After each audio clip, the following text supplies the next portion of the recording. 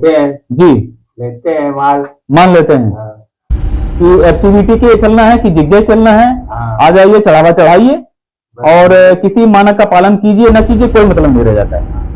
ऐसे ही भट्टे चल रहे हैं। तो भट्टे वाला ज्यादा जिम्मेदार होता है कि जो अधिकारी बैठे हैं वो ज्यादा जिम्मेदार है?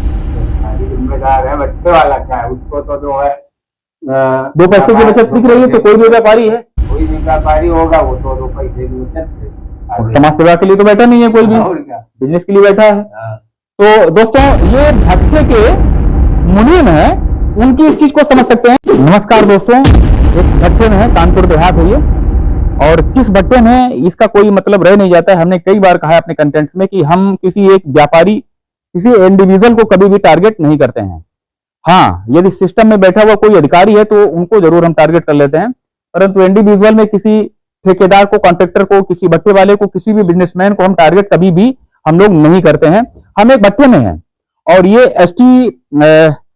एफसीबीटी के तकनीक का एक भट्टा है, जिसमें कि उत्तर प्रदेश के संदर्भों में लगभग 75% से भी अधिक भट्टे इसी एफसीबीटी के तकनीक पर आधारित भट्टे चल रहे हैं। और ये सीपीसीबी, एनजीटी, पर्यावरण मंत्रालय और इन सारे के सारे मंत्रालयों के लिए उनके मुंह पे, उनके गालों पे एक भयंकर तमाचा इस तरह से बैठता है कि एक मुनीम जी हैं कि इस भट्टे में इस आइडेंटिटी की कोई आवश्यकता रह नहीं जाती है। और एक व्यू लेते हैं, जो ऑफ कैमरा कुछ बात हो रही थी। मुनीम जी, आपको प्रणाम करते हैं। एक बार जरा ये कहिए जो आप अभी कह रहे थे ऑफ कैमरा। आप बहुत साहसी और अच्छी बात कहने वाले हैं, तो हम आपसे ये कह रहे हैं, अभी आप क्या कह रहे थे? ये तो अधिकारी लोगों का है, हाँ जो वहाँ बैठे हैं जी, लेते हैं माल। मान लेते हैं हाँ, कि एफसीबीटी के चलना है कि जिज्ञास चलना है, हाँ, आ जाइए, चढ़ावा चढ़ाइए और किसी मानक का पालन कीजिए न कीजिए, कोई मतलब नहीं रह जाता है। हाँ, ऐसे ही भट्टे चल रहे हैं।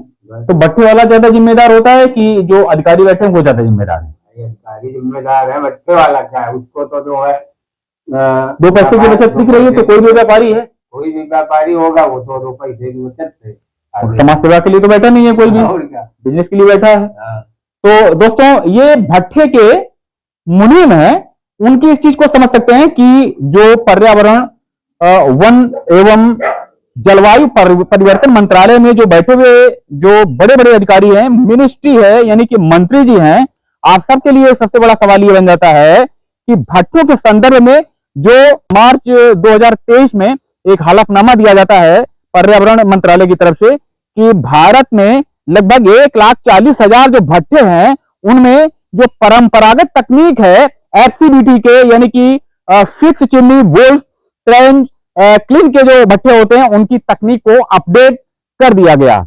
और ये अपडेट किया गया तो ये क्या है कि इस तरह के किसी एक भट्टे की बात नहीं है, ना ही इस तरह से 2-4 भट्टों की बात रह जाती है कि ये पुरानी तकनीक पे भट्टे चल रहे हैं। सबसे बड़ी चीज ये है कि ये पुरानी तकनीक पे यदि भट्टे चल भी रहे हैं तो इसके लिए रिस्पॉन्सिबल कौन है, इसके लिए जिम्मेदारी किसकी तय की गई? आम आदमी की जान से खेलने की जिम्मेदारी आम आदमी। एक चीज और भी समझ सकते हैं कि आम आदमी को हमने जोड़ दिया तो यूं ही नहीं जोड़ दिया। अभी बीएमजे एवं जर्मनी की एक संस्था है,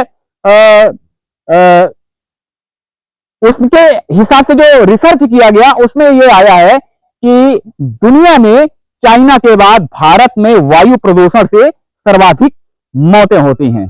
तो जब इतनी विहंगम स्थिति हो, जब इतनी अर्दर से क्या कहते हैं भयानक स्थिति हो, तो इस संदर्भ में भट्टों के संचालन में यह समझा जा सकता है कि जिला प्रशासन, माइनिंग और जो एनजीटी और सीपीसीबी के जो हिपोक्रेट्स अधिकारी बैठे हैं, जिनका कि अधिकांश रूप में जितना भी कार्यकाल होता है वो वसूली में चला जाता है। और ये भट्टे वाले भी हैं, इनकी मजबूरी हो जाती है कि यदि 4 पैसे ये वसूली में देंगे तो 16 पैसे ये कमाने की कोशिश करेंगे। ये ह्यूमन नेचर होता है। तो आखिरकार बड़ी बात वहीं पे आ जाती है कि आम आदमी के जान से खेलने वाले और आम आदमी की जान की कोई वैल्यू नहीं है इस देश में। लोकतांत्रिक मूल्यों की बात की जाए, जितने भी बड़ी बड़ी नैतिक बातें की जाएं, उसमें आम आदमी कहां टिकता है इस देश में? सबसे बड़ी चीज ये आती है। अभी हाल में चुनाव संपन्न हुआ, अभी कल 4 मई 2024 है। कल आपके सभी के क्षेत्रों के जो माननीय लोग हैं, यानी कि सांसद जी हैं, वो चुने जाएंगे और देश की सर्वोच्च सबसे पावरफुल कुर्सी में, चेयर में कौन बैठेगा, इसका भी निर्धारण होने वाला है। परंतु इन चीजों का निर्धारण कब होगा कि आम आदमी से ऐसे जो खिलवाड़ होते हैं और सिस्टम में ऐसे बैठे हुए मंत्रालय में बैठे हुए मंत्री से लेकर के सिस्टम में बैठे हुए बड़े बड़े अधिकारी होते हैं, उनकी नजर में आम आदमी की वैल्यू क्या होती है। और ये जो सिलसिला है ये तो अभी स्टार्ट हुआ है। कोई भी भट्ठे वाले हो यदि वो एतराज भी करते हैं तो रिपोर्ट रोड पे खड़े होकर ऐसी बनेगी, यहां ना किसी की अपनी जान की परवाह है और ना ये परवाह है कि कोई मुकदमे कर देगा, इसकी बिल्कुल भी परवाह नहीं है। आम आदमी के जीवन के साथ खिलवाड़ करने वाले ऐसे जो भट्टे हैं, जो एफसीबीटी के तकनीक पे चल रहे हैं, वो भट्टे वाले जिम्मेदार हैं। और सीपीसीबी, एनजीटी और पर्यावरण, वन एवं जलवायु परिवर्तन मंत्रालय में बैठे मंत्री जी से लेकर के सारे के सारे हिपोक्रेट अधिकारियों की रिस्पॉन्सिबिलिटी बनती है। जैसे हाईवे से लगभग 300 मीटर के किनारों पे, हाईवे के दोनों किनारों से 300 मीटर की दूरी पर भट्टे की स्थापना होनी चाहिए और रेलवे लाइन से 200 मीटर की दूरी पर भट्टे की स्थापना होनी चाहिए। भट्टा एक यदि पहले कहीं है तो दूसरा नया भट्टा कहीं स्थापित हो रहा है, उसे दूरी जो होती है, डिस्टेंस होती है, वो लगभग 800 मीटर की दूरी होनी चाहिए। यदि इससे कम की दूरी पे भट्टा दूसरा स्थापित होता है, यानी कि नया भट्टा स्थापित होता है, तो ये भी नियम के विरुद्ध है। और ऐसे बहुत सारी चीजें हैं लेबरों के संदर्भ में, जो श्रम विभाग की जो गाइडलाइन है, जो श्रम मंत्रालय की जो गाइडलाइन है, उसमें कितना अनुपालन हो रहा है, उस पे भी आप लोग देखेंगे कि आगे चल के उस पर भी एक्सप्लोर करने वाले हैं और कानपुर के बाहर भी एक्सप्लोर करने वाले हैं। और निडरता के साथ में आप लोग देखिए कि सारे के सारे जो नियम हैं और पर्यावरण को असंतुलित करने के लिए जितने भी कार्यक्रम चल रहे हैं, उनके विरुद्ध जो है आवाज जो है वो निरंतर ऐसे ही उठती रहेगी। और भट्टों के मानकों की जो बात हो रही है, वन्य अभ्यारण्य है, फलदार वृक्ष संवर्धन संरक्षण अधिनियम 1985 के अनुसार भट्टा शहरों और कस्बों से, यानी कि जिला परिषद एवं नगर निगम से लगभग 5 किलोमीटर की दूरी पे भट्टा स्थापित हो सकता है। परंतु आगे चल के हम ये देखेंगे कि नगर निगम या जो कस्बे होते हैं, टाउन एरिया होती है, उससे भट्टे बहुत ही नजदीक में स्थापित है। ऐसा एक भट्टा नहीं है, ऐसे हम बहुत सारे भट्टों को एक्सप्लोर करने वाले हैं कि जो आबादी के नजदीक हैं। और किसी भी भट्टे वाले का जो हमारा कैमरा है वो बंद होने वाला नहीं है, कोई भी आगे हो उससे हम लोग डरने वाले बिल्कुल भी नहीं है।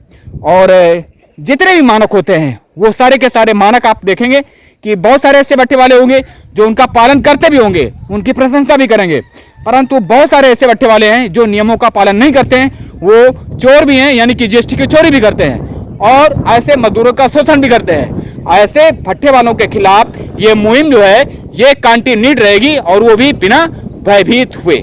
तो आप लोग देखते रहिए भट्टों वालों के संदर्भ में ये जितना भी प्रोग्राम कर रहे हैं आप लोगों के लिए। जय हिंद।